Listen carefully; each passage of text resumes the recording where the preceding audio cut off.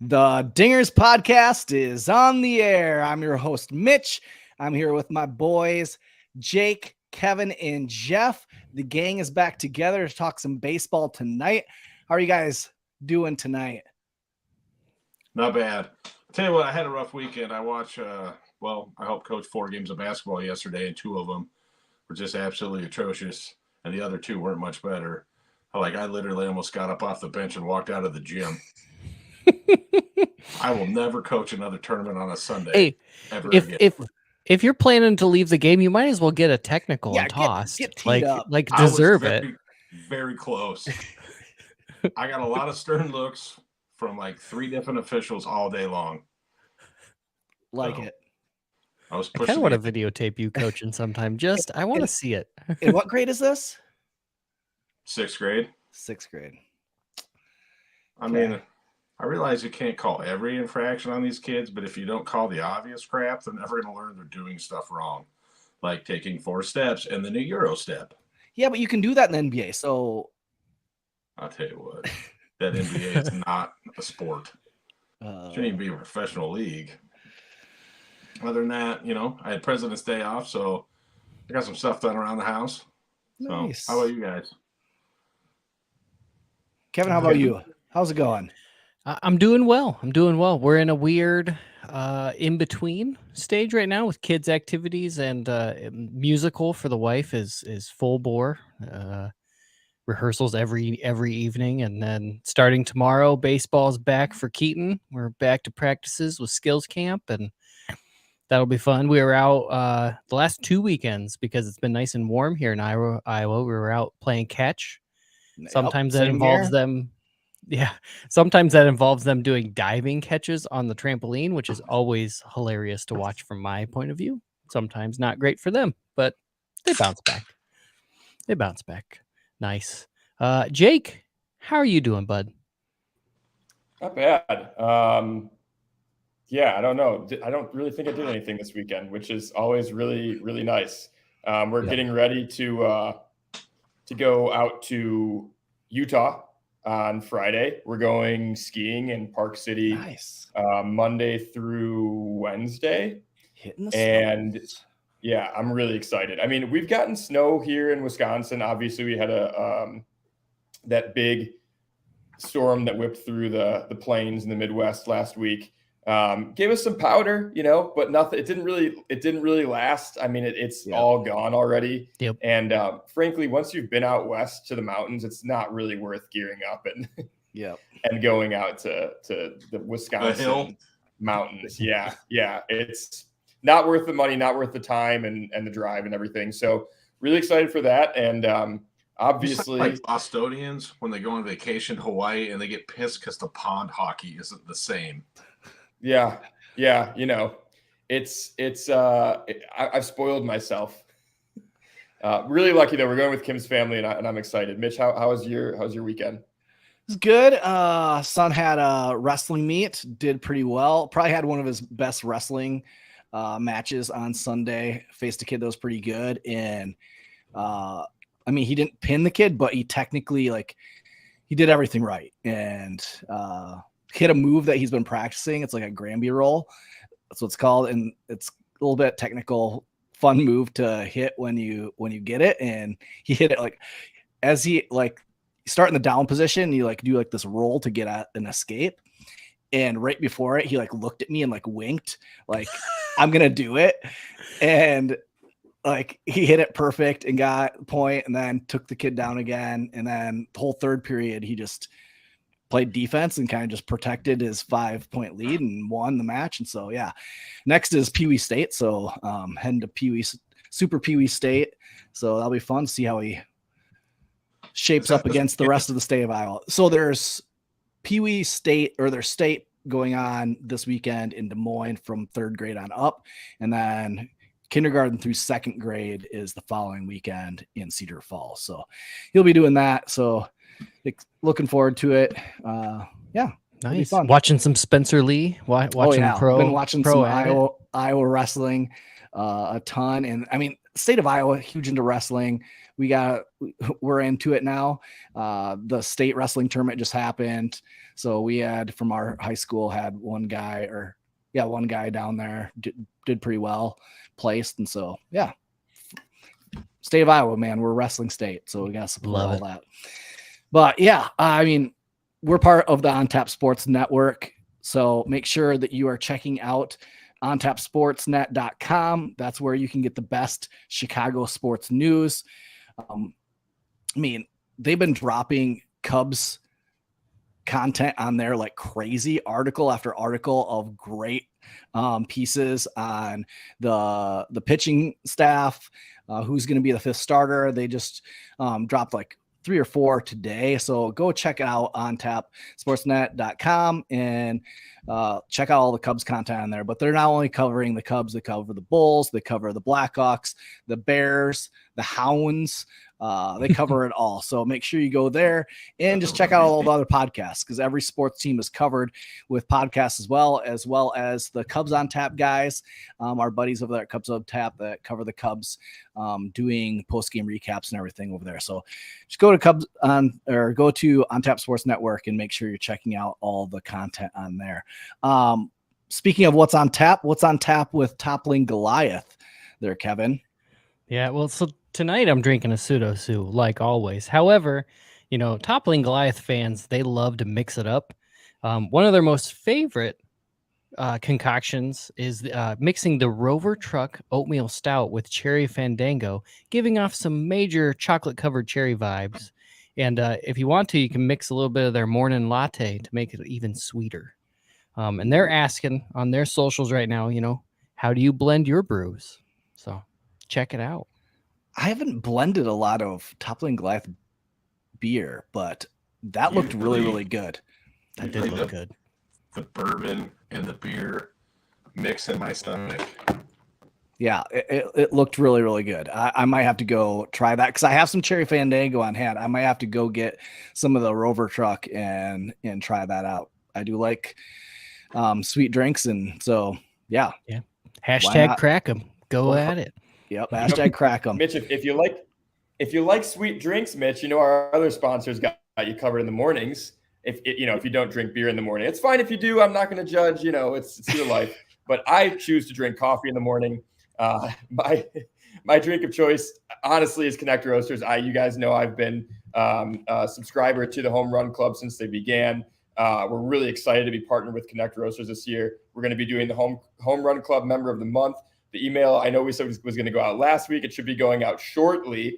But most importantly, when you sign up for the Home Run Club, if you sign up with the promo code DINGERSPOD, that's all one word, you get 25% off your first order. And being a member of the Home Run Club offers you the opportunity to exclusive merch drops on Fridays throughout the season, as well as other exclusive content that I'm sure, hopefully we'll see more with Connect. I know they're always progressing. That's a great thing about this company, always offering new things. And of course, invested in by best friend of the podcast, not officially, Ian Happ. Yeah, Mitch got his first bag in the mail. Nice. Still an open. Super You're gonna have to give us the review. I was planning on. We have a whole bunch of coffee right now that my wife just picked up like last week. So yeah, but it smells really good. I'm really looking forward to brewing this up. Is that the Guatemalan? Yep. So I might have to do that tomorrow. It smells good. I'm ready to jump in. So yeah, get yourself some. I convinced my roommate that I teach with. She's a big coffee fan, and I convinced her to use the code and go try it out. So she's going to bring some into school. We're going to do a little bit of coffee tasting there. We do make coffee for some students sometimes too, so we'll do a little bit of that. And I'm trying to convince the wife to go in on it too, because she drinks a lot of coffee here too. So if you want to watch a really funny video, Connect Roasters just posted a video of Ian Happ taste testing all the coffee, and he was trying to guess which one it is, and it's really funny. It's good. Ian Happ's great on it, so go check that out. I do want to say one more thing. This is not like prompted by Connect for us to post this, but I saw that their owner Caleb Benoit tweeted, I think, that they got spammed by some it looks like bots on Google with 1-star reviews. unfounded. It looks like if you look at the reviewers' backgrounds, like they have similar reviews. But long story short, I'm trying to get at is if you are listening and you are a Connect Roasters subscriber or patron, go on there on Google, give them the 5-star review that they deserve. And if you're not, sign up for the Home Run Club. Yep. And then give your 5-star review. And then give us a 5-star review. Yeah. Yeah. Sounds Do it all. 5 stars all around. 5 stars for Jeff, in those glasses. Yeah, looking good. Yeah. Speaking of on tap, and they did just drop a really good article on the 5th starter spot. And so let's start out talking our Cubs talk by talking about that. Who's going to win the 5th starter spot? We know our 4 horsemen that's going to kind of carry us through the season. But that 5th starter spot is kind of up for grabs. We have a couple guys that are going to be fighting for it. David Ross already has come out and said that Keegan Thompson and Adbert Alzolay will be primarily in the bullpen, which I like. I mean, I would have loved to see Keegan Thompson get a shot, but he's such a powerful weapon in the bullpen, and it only strengthens our bullpen. And with us seeing how we ended the season last year with Adrian Sampson, how he pitched, and Javier Assad, how he pitched, and then bringing up Hayden Wesneski, like those are the 3 names. Those are the 3 names that we're going to be talking about. Let's start it off because they're going to be battling it out. If it is your choice and you're David Ross and you're making the choice, Kevin, who are you going with? Well, I'm going with Adrian Sampson. But to back up just a smidge, we're at a fantastic point where we have 3 guys to argue about over this because we know it's going to be a long season. Injuries are going to happen. I like that we get to talk about it. However, I think Adrian Sampson's the guy. He's been a great addition last 2 seasons, kind of stepping in, starting every now and again. And especially last September, he really locked it in with 5 starts in a row where he threw 6 innings per start. His ERA through September was 1.5. He threw 36 innings, 20 strikeouts, 9 walks. Opponents only batted .210 against him. The other thing I like about him is he's kind of, I don't know, for some reason I think the good side of Alec Mills when I think Adrian Sampson, like this guy who's been riding kind of the edge of starting or bullpen, and they kind of moved him just to starting pitching and let him kind of ride last season. And I liked it a lot, especially with all the injuries that we had. I think he's been really good. Some of the other folks are going to argue about it. Something nice I was checking out, according to Fangraphs, all 3 of these guys have 3 minor league options left. So like, that's not even something we can throw out there as being a reason to go with one guy over another. But I do like, he's got a little more experience, and it gives Wesneski and Assad a little more time at AAA to kind of just get the fire lit for this season, see how things go. Ooh, that was pretty good. That almost bought me into being fully on the Adrian Sampson. Now, he's not like the flashy guy. He's not the flashy name. He's not, you look at him on the mound and he's not like, yeah, I want that guy pitching every 5th day for me. But he did. He was very effective in the time that he got on the mound last year. And he has decent stuff. Like, he keeps the ball in play, and he's not going to overpower anybody and get a lot of strikeouts. But yeah, I'm calling against the Brewers no-hitter this season. Ooh, there we go. Kind of like Alec Mills. Yep, exactly. That's just the guy I see right there. All right. Well, Jeffrey, who are you picking out of the 3? I'm going with Javier Assad. Even though we got a very small sample size, he only made 8 starts after the All-Star break. But, I mean, he's got promise. Does anybody else have... Jeff, your mic sucks. Yeah, hang on.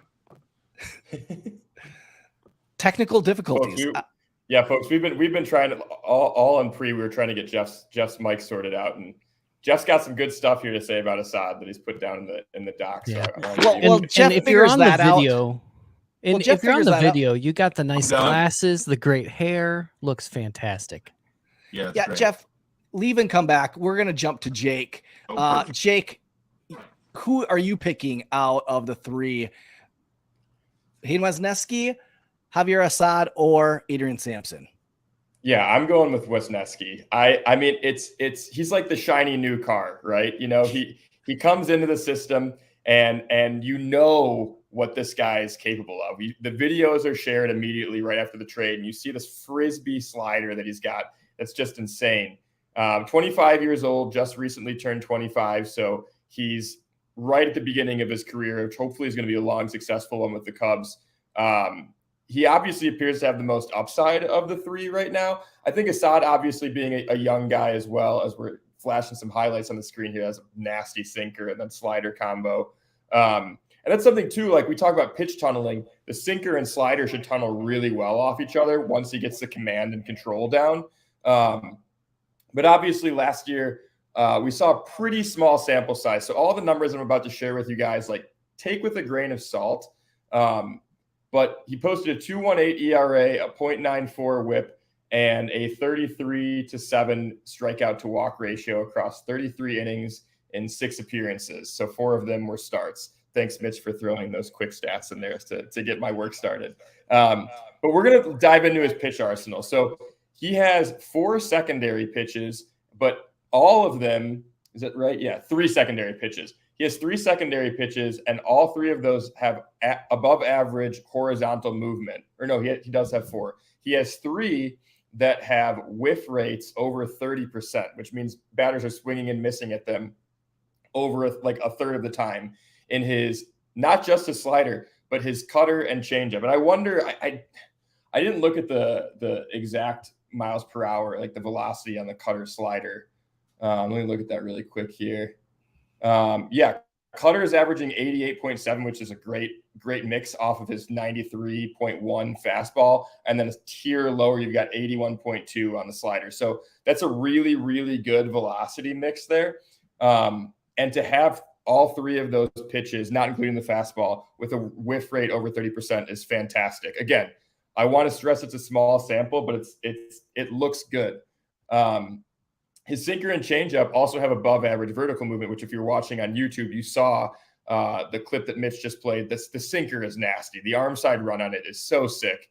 And the changeup, I kind of small sample again. That's the key phrase here. But I'm excited to see how all of those pitches play off each other, because the sinker breaks arm side, the slider obviously breaks glove side, and the changeup ideally breaks pretty much vertically down, maybe with a little bit of arm side run. Going into batted ball statistics, 4.5% barrel rate, while the league average is 6.7%. So barrel rate is like an exit velo over 90 miles an hour. I can't remember what the vertical launch angle is, but basically it's like a line driver, a really well hit grounder, and then a 27% hard hit rate, which the league average is 35.8%. So if he can maintain these stats on his pitches while maintaining that really, really great contact rate, I think Wisniewski is a no-brainer for the fifth role, or the 5th starting role. And to top it all off, we've got that great infield defense now. And if you look at his minor league numbers, his FIP, which stands for fielding independent pitching. So fielding independent pitching is typically lower than the ERA if you've got a guy who's a good strikeout guy. But his ERA should regress to his FIP because we've got a great fielding infield behind him, and outfield this season as well, that should allow his ERA to regress toward the mean, which regress in a good way here. I'm throwing a lot of buzzwords here. Look, Wisniewski is the 5th guy. I get what Samson's done, but I really hope that by the end of the season, Wisniewski's stuck as the 5th man in the rotation. I will say he does got the sinker, Sinker's gonna sank. Sinker's gonna sank. I mean, I think the whole rotation is going to have the sinker sanking, right? Yeah. Right. I mean, Wisniewski, for me, that's who I want. Just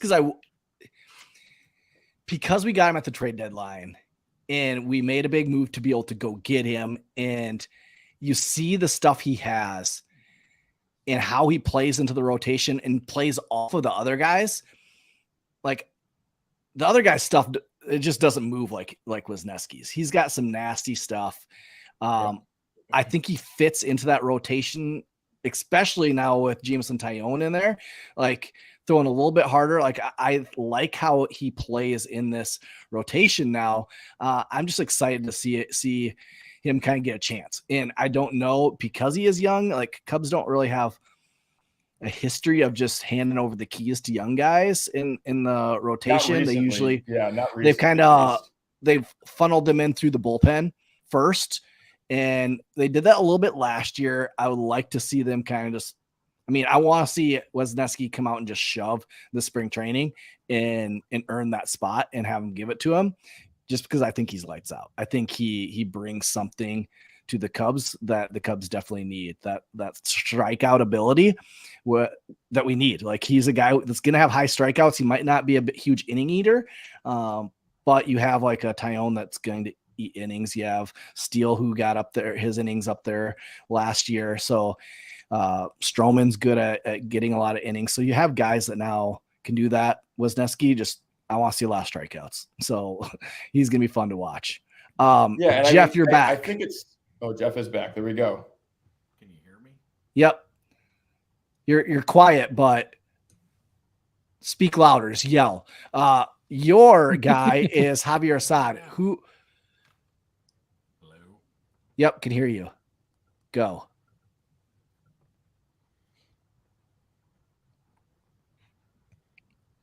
Real quick, Jake, I liked the shiny car. That was good. Can you hear me now? There we go. Yep. Yeah, Yes. There you go. Okay, Javier Assad, Jake or Jeff. Let me hear about Javier Assad. Or no, not Javier Assad. You got. Oh my goodness, this is a train wreck. No. You have Javier Assad, right? Yes, I do. Yeah. I hope so, because that's who I looked up today.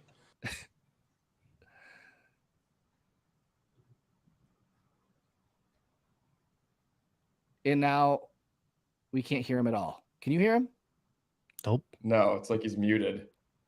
Nope. And I don't think he can hear us. And he can't hear us. This is funny. We're This on is our A game great. tonight, boys.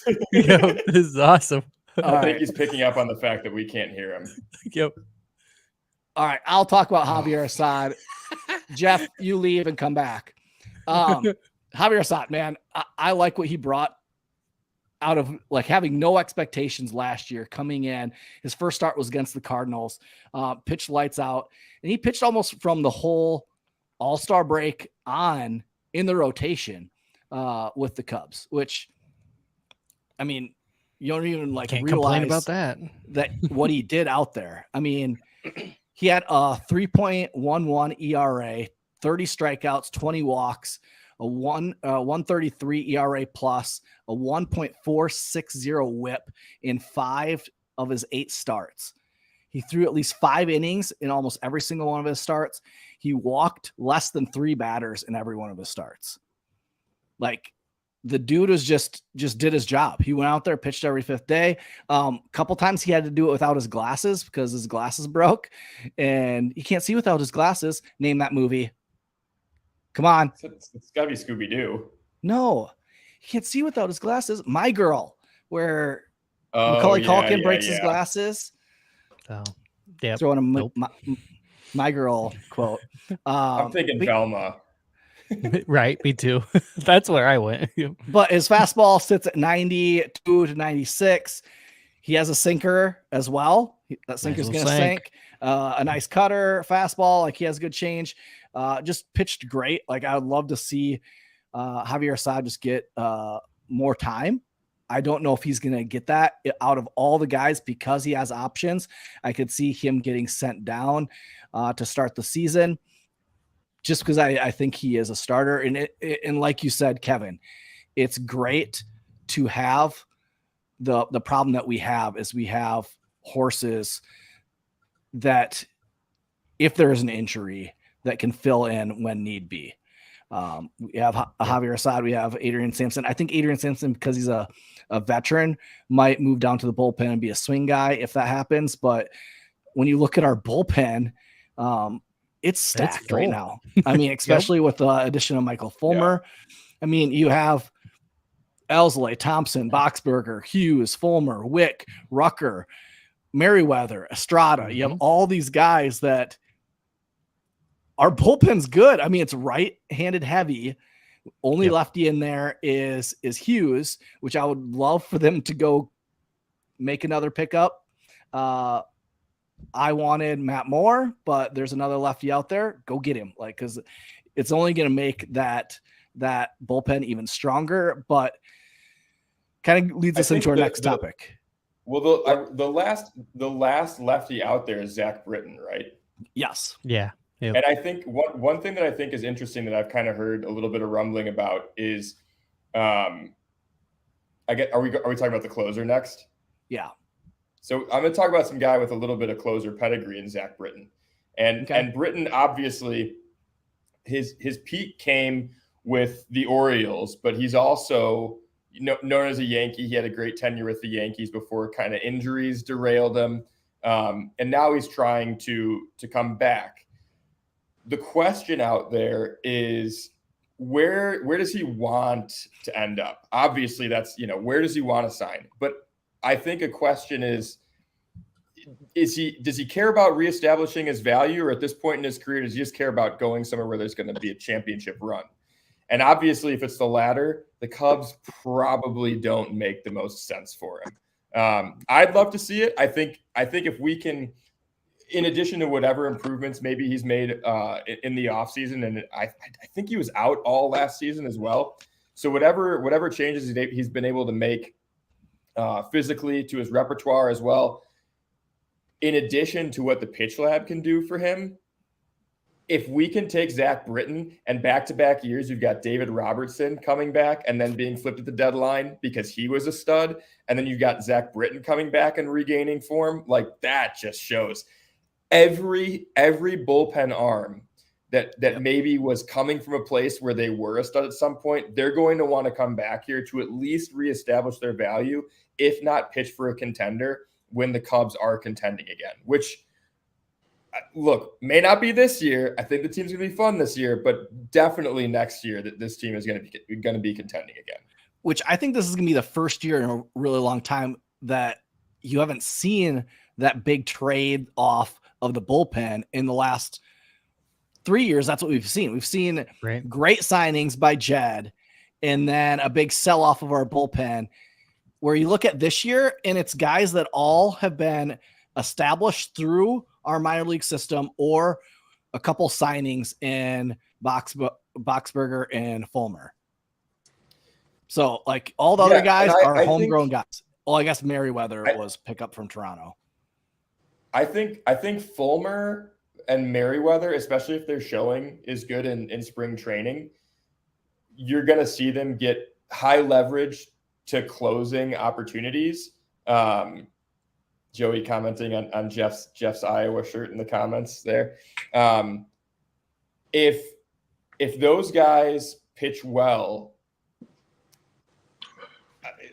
there's a weird mix here, right? Because if the Cubs aren't doing well by the deadline, but Fulmer and Merriweather have proven that they can still throw it at the back end of the rotation or the back end of the bullpen, they're gone at the deadline, which is fine, because the guy that I really want to see Jeremiah Estrada getting the bulk of the high leverage opportunities by the end of this season. Yep. I honestly don't really like, if we come out the gates hot, I still want to see Estrada in the back end, because I want to see him established as a guy who can come up big in clutch moments from the get-go. Like, get this guy in the mix immediately. When you're talking to the Cubs starting pitching staff at the convention, which I know we talked about this, but if you're talking to them and you could ask if you could have one pitch or one fastball, and these veterans up there, minus Wisniewski, but the other vets up there is saying, I want Jeremiah Estrada's fastball. This dude's stuff, literally by the stuff plus metric, is off the charts. And I want to see as much Estrada as possible this season. What do you guys think? Who are you guys like? What do you think is the biggest story with the bullpen this year? I mean, Jeff, what are your thoughts? Mine, I'm not wondering like who these guys are. Like, because we had a lot of these guys last year, so it's not like I have an uneasy feeling in my gut about who they trotting out there after the 5th or 6th inning. What's it going to look like? So, I'm really confident in the bullpen this year because there's so much experience there. Not to mention that 2 of the 3 starters we talked about might be in there. One of them might be in there if they're not down in AAA pitching. I mean, it's just we got a really strong bullpen, and it puts me at ease. Yeah, right. That's what I think.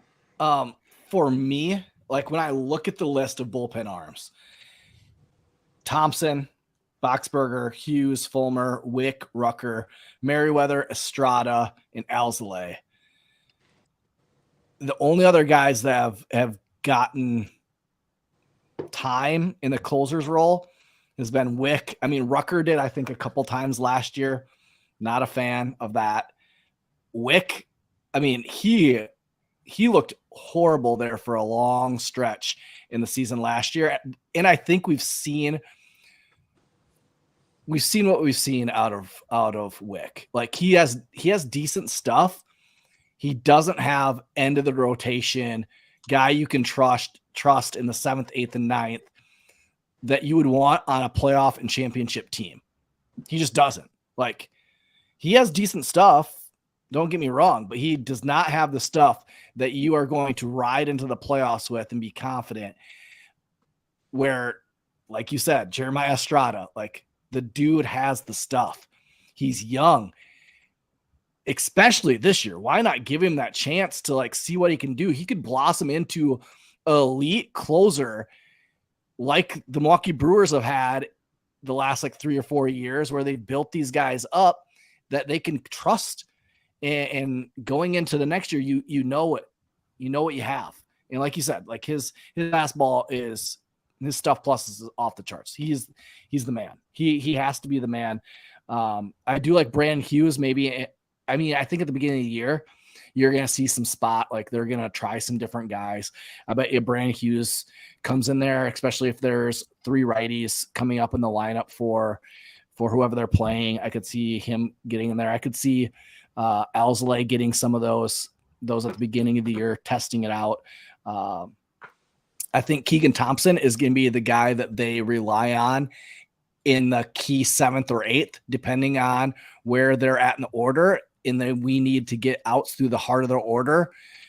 Thompson's going to be the guy that's going to get that inning. I just feel like, one, David Ross trusts Keegan Thompson. I think the Cubs trust Keegan Thompson, and you will see it over and over at the beginning of the season. Wherever that lands in the 7th, 8th, or 9th, the heart of their order, that's the inning that Thompson's going to get. So, but yeah, Jake, throughout the whole season, I want to see Estrada get as many of those high leverage situation innings as possible, because I think it's only going to help the Cubs' future, and it's going to help him this year. Kevin, what about you? Hey, have they announced if Hoyer's going to be back for the beginning of the season? No, he just got put on the 60-day DL with the signing of Fulmer. Right. That was today, wasn't it? Yep. Gotcha.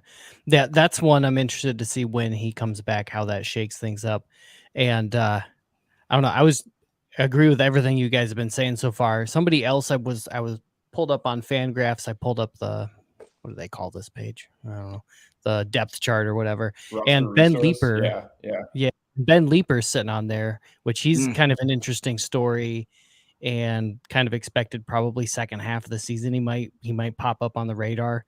Depends on how his work down at AAA goes. But I mean, Iowa Cubs have some really interesting bullpen arms as well. You bring up Ben Leeper, but they also have Mark Leiter Jr., who accepted his role down in the minor leagues. So he's down there. You have Cam Sanders, who pitched out of the bullpen and was lights out towards the end of last year when he came back. You have Brandon Little, who big lefty, throws gas. Like, you have some interesting guys even down there. Braylon Marquez will probably get a lot of time in AAA this year. So you have a lot of interesting and a lot of lefties down there. Jake, what this is the season. This is the season of Braylon. This is, I think, calling it. Look, it's such a make or break for this guy, and he has to realize it. I mean, he's still only, how old is Braylon here? I've got the roster resource page up here too. So if one of you guys gets it before me, he's not even showing up. Is that right? He was born January 30th, 1999. Okay, so he 24. shows up 24. So he shows up in the starting pitcher depth, which is interesting. I don't think there's like any way that Braylon is a starter anymore. Right. But I do think that he could be kind of like the left-handed Keegan Thompson, Adbert Alzolay, right? I think that it's so important. Like, his development has been so disrupted over the last few years. Like, him coming up at the end of 2020 was super exciting, but his 2020 was just at the alternate site, right? And I, from what I remember, the reports were good because we were begging for the Cubs to bring him up by the end of 2020. But I just think that, like, I hope this guy has a full season of health. I hope he ends up with the Cubs. I think that makes the most sense. Like, I don't think that he doesn't really have trade value. And if he does get any trade value, he's going to be up with the major league team pitching in games that matter for the Cubs. And I think that that'd just be like such a great, we've got like two kind of redemption story arcs going on this season, right? Right. With Braylon Marquez and Miguel Amaya. And both of those guys fill spots that we desperately need right now. Like, if you could have a left-handed, not just a left-handed reliever, but a left-handed fireballer like Braylon Marquez and Triple Miguel digits. Amaya, right? So you've got these two homegrown guys. Like, if you bring them in, look, we're going to see Amaya by the end of the season. I think, barring injury, he's going to be up. Maybe it's just a September call-up, but I know we've got some good catching depth in AAA as well. I think we talked about that on the last time we were all together. But I think that these two guys, the minor leagues are so exciting this year. But, yeah, this all started with, talking about Ben Leeper. But, yeah, you guys mentioned it. I mean, we've got a handful of great lefties here, and that's not even counting Ryan Baracki, who we picked up out of free agency. He pitched for the Blue Jays. He's an Illinois native, went to Mundelein High School. Friends with one of my buddies, my buddy that I'm actually going in on season tickets with. So I kind of want to see Baracki up in the majors. So maybe I can get an autographed ball from him one of these games, or have him on the pod. So, yeah, that's all really long-winded to say. I'm really excited about the pieces that the bullpen has available this year. That's one of the reasons why I'm not so worried about picking up a lefty. Yeah. Like, it'd be nice to pick up, Britton, but if he wants more money than we're interested in having actually given out, I'm okay with that, because we got some guys in AAA or that we can bring up and also, yeah, keep going. and also, depending on where the team is sitting at the trade deadline, maybe go out and pick up a lefty if we're not trusting those guys, right? Those youngsters. And I was just gonna say, so you talk about Baracki, he's a lefty. You have that's gonna be at Iowa. You have Anthony Kay, who is from Toronto, that has pretty good stuff. Yep. That is a lefty. You have Brandon Little, who's big dude, 6'2", 195 pounds, throws gas. And then you have Braylon Marquez, who's 6'4". It has him listed. Okay. It has Brandon Little as 195 and Braylon Marquez as 185. Have you seen those guys? Those guys are not 185 and 195. They're, I'm not like saying, but they're big dudes. They're over 200. I guarantee. Well, okay, so I got this mixed 205. up first. Yeah, but I mean, at least, right? Like Braylon was, Braylon's kind of thick.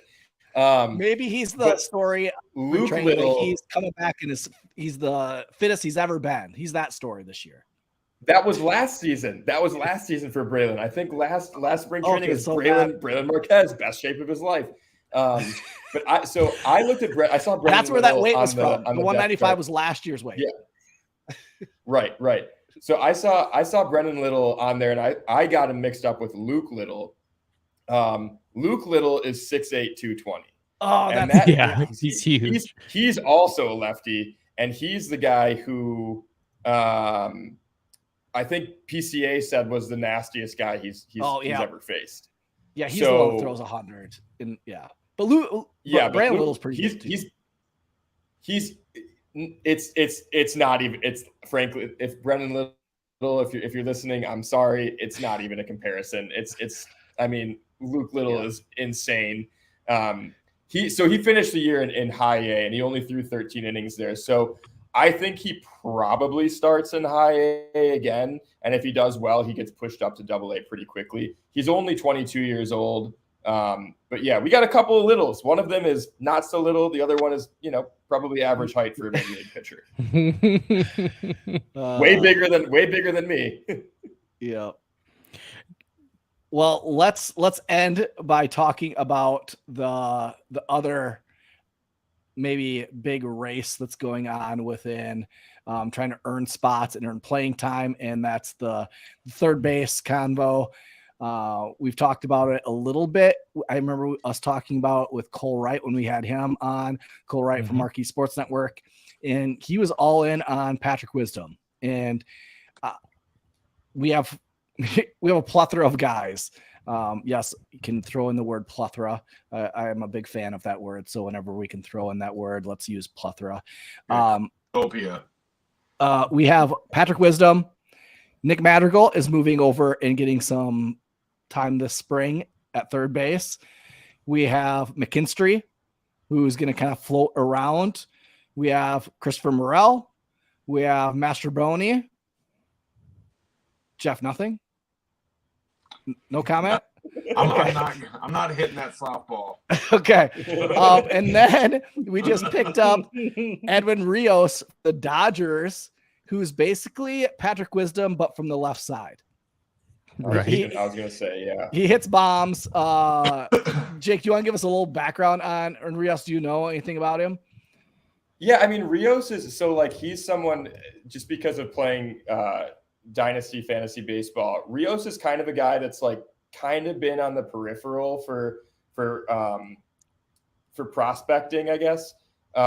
It's tough, right? Because the Dodgers had Justin Turner, and then now they have, top 3 third base prospect in Miguel Vargas. So Edwin Rios, much like Zach McKinstry, didn't really have anywhere to play in Los Angeles. Like you said, Mitch, he really is the left-handed version of Patrick Wisdom. I don't know about his defensive metrics, but all along the way, I'm looking at his minor league numbers here. He had above average WRC plus in the minors. He slugged over. His OPS was over 1,000 in 28 major league games with the Dodgers in 2019. Doesn't really look like he followed it up actually with a pretty solid season in 2020 in 32 games. So this might just be the case of a guy who needs playing time. It's tough, man, because we have such a logjam at third base now, and it's like, how'd that happen? Yeah, God, because there's no clear option, right? And because we shored up our middle infield. It happened because we shored up our middle infield, and so it moved some guys like Christopher Morel, moved Madrigal over because that's the only spot that's left. Yeah. And I mean, I don't know. I just have a feeling that first 6 weeks, maybe 8 weeks of the season, it's going to be like a carousel over there. Like the lineup's going to be plug and play for a little while until they find out. And that's kind of what I don't want. I was thinking about this. I was thinking about this morning, and it's like, okay, let's say you bring in the Edwin Rios, which I really think, given it enough playing time, you can find out who he is. Kind of like Ian Happ. Ian Happ, it took him 2 or 3 seasons to kind of figure out who he was as a hitter, and now you're getting who Ian Happ is the last couple of years. We saw a glimpse of it in 2020, and then this year he really kind of he found himself. But it took him getting playing time, and he was allowed that time because he was on great teams where he didn't have to carry the team, or he was on a horrible team that he was just allowed playing time. The tough thing about the Cubs and where they're at right now is they're good enough that they could really make a run for the playoffs and be there. But you have a spot like this where you need a guy. You need a player that can play there consistently to help this team. Doing the carousel thing just isn't going to work if we're going to want to make the playoffs in the long run. You can't do that, and it'll cost you too many games. But you look at Christopher Morel. He just doesn't have enough plate appearances to really hand the job over to Wisdom, we kind of know what we have in Wisdom. I think now he's kind of, we know what he's going to strike out a lot. He's going to hit some bombs. He might go through a stretch there where he really gets on it and you see the batting average tick up a little bit, but that's kind of who he is. Nick Madrigal, he really hasn't got enough time to really, we know who he is as a hitter. He's a contact guy. He's not going to hit for power. We know who he is, but injuries and different things have kind of derailed that. McKinstry, I don't know. He's one that like Jake, you talk about, just didn't get enough time with the Dodgers. He's one that's like, and that's the tough thing where we're at as Cubs is like, do we have enough time this year to waste to figure out who these guys are? Or do we just give the keys over to one of them and just ride with that guy and hope that he can play well enough that can get us enough wins that he isn't going to become a liability over there? Which then it turns to, like, I trust out of those Wisdom, because we know who he is. We know he's going to get some power. We need that in our lineup. Rios, we need left-handed power in that lineup. So it's going to be probably one of those two guys that are going to get the majority of the time. They wouldn't go out and sign Rios if they didn't think that he could fight for a spot on this team and sign to a major league deal. Right. And then you have Madrigal, who I think is going to float. Like he's going to kind of float and get some DH time. If Nico Horner or Dansby gets hurt at all, maybe fill in there. But I mean, I think we look at the options. Wisdom has 3 options. He could be sent down. Madrigal has 2. McKinstry has 0. So if he doesn't make it, he's gone. Morale has 2 and Master Boney has 3. So I think Master Boney is like, unless he absolutely just bats 1,000 in spring training, I'm pretty sure he's going to be sent down unless they really like this dude. But I don't know. What are your thoughts, Kevin? I think this is a mess, to be honest with you. And looking through the guys, I don't know how McKinstry breaks camp with the big league club with the Cubs without like a trade or something. I don't know how he fits, because I think they're going to keep Rios and Wisdom. I like that kind of like a lefty righty, almost platoon over there. I guess if the Cubs are going to keep depth, they might toss a couple of the other guys down to AAA. Like we might end up seeing Madrigal and Master Boney down at AAA to start the season. I don't know. I kind of want to. This is hard. I want to see Madrigal get the time because I think his bat will play well in the lineup. I don't think it's going to happen though. I think he's going to end up riding the pine a lot. I don't know, Jeff. What do you got? Well, like you say, this is a mess. This is like a car accident, Right? Like you're trying to sort it out.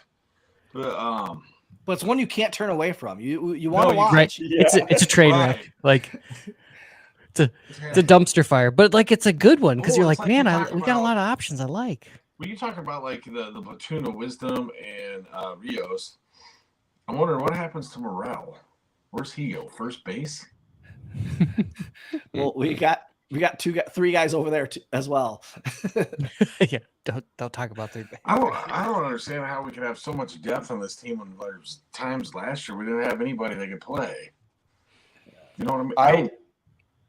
The tough thing is it's not necessarily it's not that it's not good depth. It's not that. It's that it's aside from Wisdom, unknown depth. Yes, everything is an unknown quantity. Yeah, Wisdom, we know what wisdom, we know what we're getting, but do we want so it? Here, I don't think I do. Like you said, Mitch, like there are times when Wisdom can like really go on tears, and it is incredible. I mean, the guy hits moonshots. I've had the fortune of seeing a couple of them live, but here's my prediction. Unless Madrigal comes out in spring training just like picking it at third, I don't really think it matters how his bat plays this spring. I would actually say, especially if his bat is good, this spring, I would argue that he will get sent down and start the season in AAA so that he gets everyday reps at third base. Because I read a great article on the Athletic talking about Andy Green, who's the Cubs bench coach and infield coach, working with Nick Madrigal. And there's a great anecdote about him working with Nick Ahmed, who for a few years there was the best defensive shortstop in the league, or one of the best.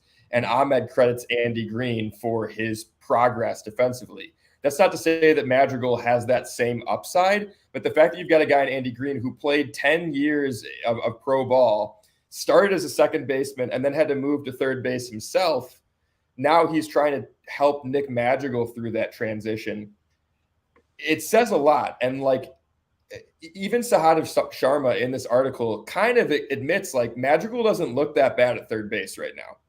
Everybody is so down on him because he's not the power hitting third baseman. No, he's not. But if he has an average glove there and gets on base and maybe can be look, we haven't had a leadoff guy since Dexter Fowler. That's been a talking point since 2016. And it's been a pain in the ass. If Madrigal can be that leadoff guy and play average defense at third base, if you can recuperate the pop somewhere else in the lineup, do it. Do it every day of the week as long as Madrigal is healthy and hitting. But what I think happens is that Madrigal starts the season in AAA to get everyday reps at third base.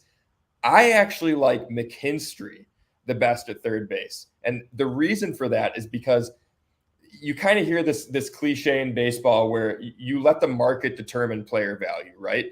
There were rumors this offseason that teams were calling Jed, inquiring about McKinstry. So we don't know who those teams were. We don't know if they were competitors. We don't know what role they wanted McKinstry to play. Yeah, the Pirates aren't knocking at anybody's door for anything. No, they're scouring the Mexican League to see who or Korea to see who they can bring over. But look, they really like the KBO bunting competition. That's where they're scouring the KBO bunting competition. If you look at McKinstry's his last AAA season, he had a 177 WRC plus, and he does not strike out at a high clip. In the minors, he was striking out below 20%, but I think that's because he was getting the consistent plate appearances. So, and in September, he was raking in September. Yeah, he was raking in September, towards the end of the year. Yeah, I think McKinstry. So I think McKinstry, and then we talk about Morel, like. On the interview last week that I did with Greg, he talked about Morel. If Morel's the starting third baseman, the Cubs aren't good. And it's not to say that Morel's not good. It's that for this team to take the best advantage they can of Morel, he's that utility player playing all around the diamond. You're getting him in against the best matchups and giving guys off days at center field, second base, shortstop, not as often. But then third base and maybe corner outfield where it makes sense for Morel to be in the lineup. So I kind of thought, like, going into that conversation with Greg, I was like, Morel should be the everyday starting third baseman. But I think Greg's logic kind of, turned my opinion on its head. And that makes a lot more sense to me. So Wisdom and McKinstry are the third base tandem this year, in my opinion. I mean, and when you look at you talk about wanting home runs from other parts of the field. I don't know if you've seen Seiya looking like the Hulk this year. He got jacked. Like, he's definitely gonna get steroid tested like multiple times in spring training. He's gonna have to pee in some cups because the dude looks huge. Like, 50 bomb. He's gonna get a 50 bomb. You have high protein diet and you spend the summer or the winter in the gym. Yep. You're gonna get some biceps.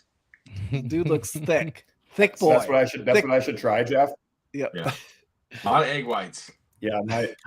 Lean protein. Yeah. A little bit of Greek yogurt. There you go. Only if you broccoli. Well, Jeff is going to end us with you can't fix stupid because we got a fun story that's just ridiculous. Hit it there, Jeffrey. Alrighty, so this one comes from across the pond.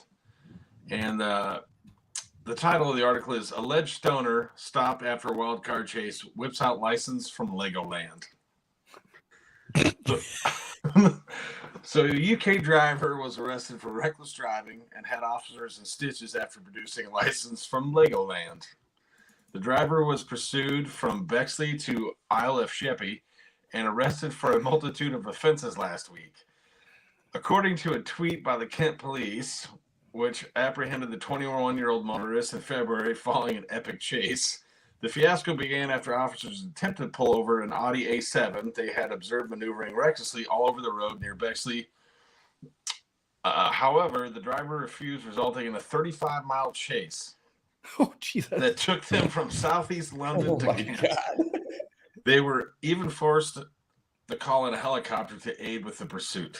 Eventually, the pursuing officers caught up with the knucklehead in Minster, Kent, after he ran out of gas, whereupon they found a large stash of marijuana in his car.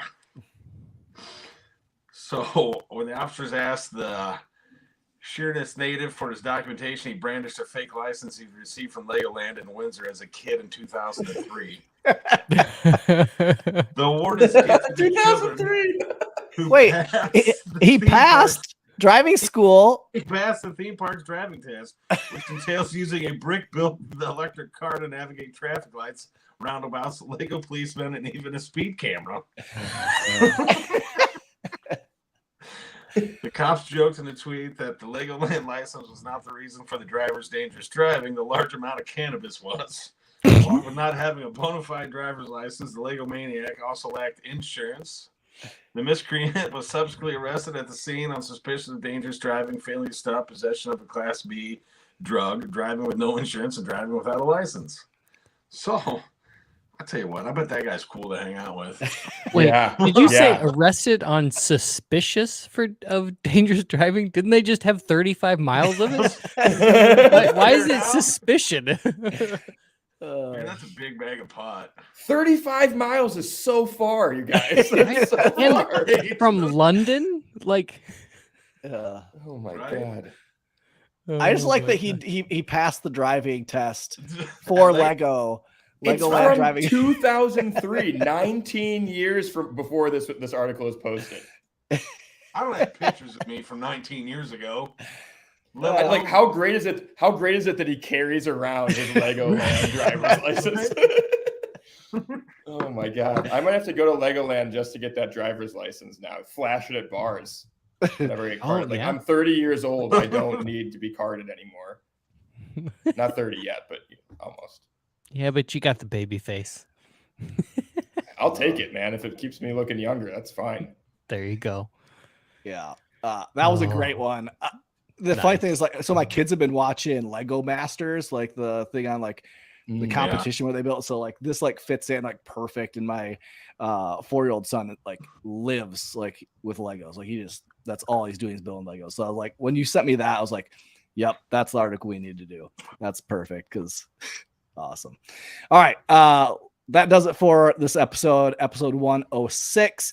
Make sure you follow us on Twitter. Make sure you follow the guys on Tap and Cubs on Tap on Twitter. And yeah, go check out all the articles on Cubs on Tap or on tapsportsnetwork.com because the Cubs articles have been pumping out, especially with all the stuff going on at spring training. So it's fun. Season to be here before we know it. I think the first spring training game is like 10 days away. Like it's no. It's 4 days away. 4 days away. Yes, Friday. It is. That's crazy. So that's awesome. We can watch a game on Marquee here pretty soon. So yeah, Alleged Stoner. Nice. I just thought that was the best. I changed my name to Alleged Stoner because the fact that the first 2 words of the headline are Alleged Stoner. It didn't say he was high. It just said he was carrying it. Yep. Right. Awesome. Right. All right. Well, that does it for this episode. Thanks for listening. Yeah. Cubs baseball is gonna be here soon. Go Cubs. Baseball's back in.